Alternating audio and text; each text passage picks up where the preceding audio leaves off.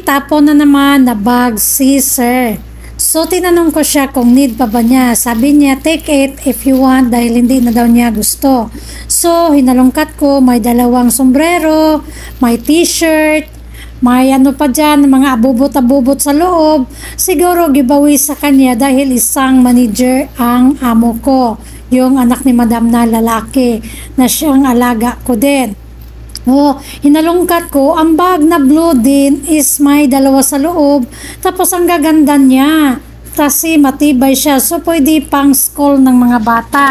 Yan oh, ang ganda. Sabi ko pakbag siya, tapos matkapal at matibay siya, so pwede pang eskwela ng mga bata. So sabi ko dalhin ko ito, pamigay ko doon sa mga pamangkin ko at sino pa mang may gusto. At ito rin, wala naman tayong sasakyan pero binitbit ko lang din kasi nasa loob nga ng bag nakalagay.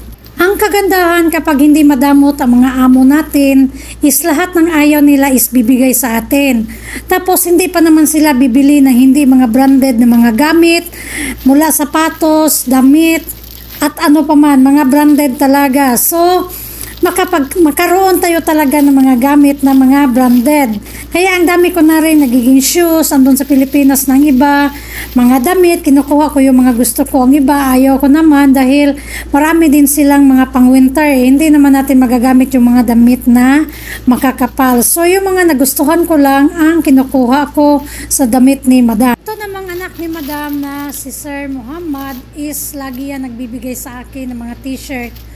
Last na uwi ko, ang dami niyang binigay sa akin ay pamigaw ko daw sa mga brother ko.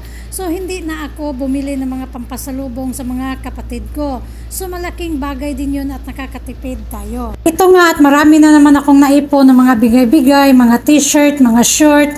T-shirt talaga ang marami dyan. So may pang-package na naman tayo, inshallah.